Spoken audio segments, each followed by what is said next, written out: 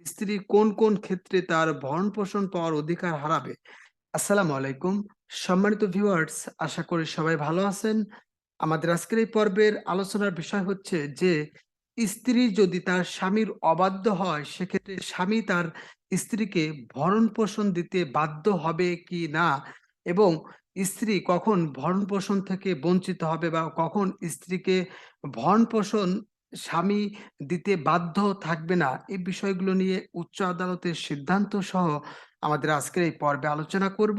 তো তার পূর্বে এখনো যারা আমাদের Lawin5minutes এর এই চ্যানেলটি সাবস্ক্রাইব করেননি, তারা নিয়মিত আইনের বিভিন্ন বিষয় সম্পর্কে জানতে আমাদের Lawin5minutes এর এই চ্যানেলটি সাবস্ক্রাইব করে আমাদের সাথেই থাকুন।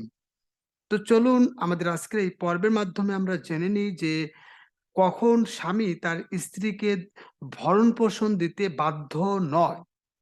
তো এক্ষেত্রে হাইকোর্টের একটি সিদ্ধান্তে বলা হচ্ছে যে অবাধ্য স্ত্রীকে ভরণ পোষণ দিতে স্বামী বাধ্য নয়।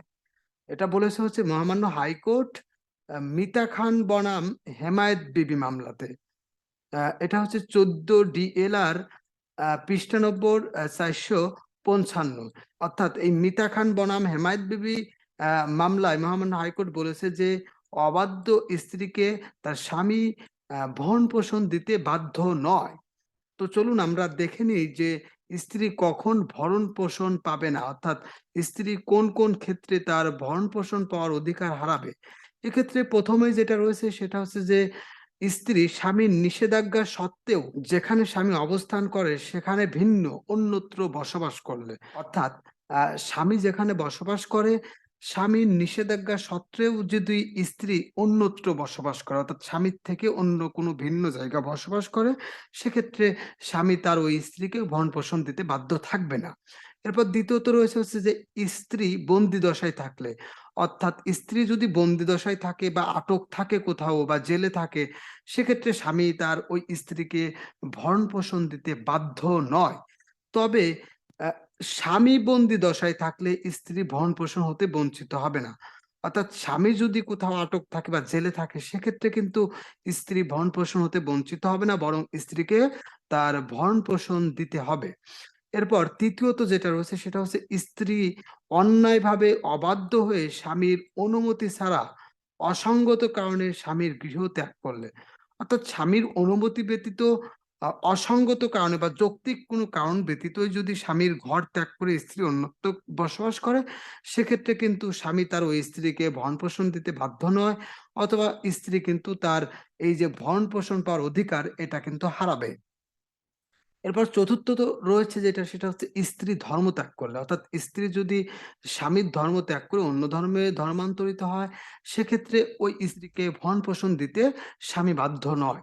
এরপর যেটা রয়েছে সেটা হচ্ছে স্ত্রী অবাধ্যাচরণে বিবাহ বিচ্ছেদ ঘটলে, অর্থাৎ স্ত্রী যদি তার স্বামীর সাথে অবাধ্য আচরণ করে এবং এই অবাধ্য আচরণের ফলে যদি স্বামীর সাথে বিবাহ বিচ্ছেদ ঘটে, সেক্ষেত্রেও কিন্তু তার স্বামী ওই উক্ত স্ত্রীকে ভরণ-পোষণ দিতে বাধ্য নয়। এবং সর্বশেষ যেটা রয়েছে যে স্বামীর মৃত্যুজনিত কারণে ইদ্যত পালনরত থাকলে। তবে এখানে শর্ত হলো যে বিধবা অন্তঃসত্ত্বা হলে গর্ভ খালাস না হওয়া অবধি খোরপোশ পাবে।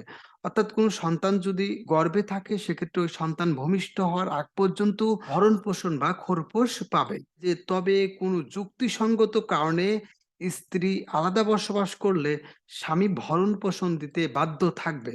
তো আমরা কিন্তু উপরে দেখেছি যে স্বামীর অনুমতি ব্যতীত, যুক্তিসঙ্গত কারণ ব্যতীত স্বামী যেখানে বসবাস করে সেই জায়গা থেকে স্ত্রী অন্যত্র বসবাস করে, সেক্ষেত্রে স্বামী তার ওই স্ত্রীকে ভরণ-পোষণ দিতে বাধ্য নয়।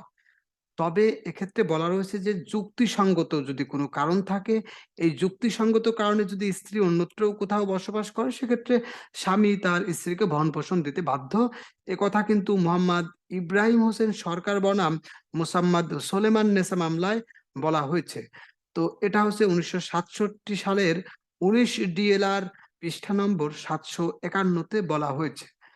তো এই ছিল হচ্ছে আমাদের আজকের এই পর্বের আলোচ্য বিষয়। আশা করি আমাদের আজকের এই পর্বের মাধ্যমে বুঝতে পেরেছেন যে কোন কোন ক্ষেত্রে অবাধ্য হলে স্ত্রীকে ভরণ পোষণ দিতে তার স্বামী বাধ্য থাকবে না এবং স্ত্রীও তার এই ভরণ পোষণ পাওয়ার অধিকার হারাবে।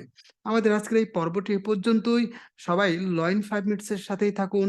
সবাইকে অসংখ্য ধন্যবাদ। আল্লাহ হাফেজ।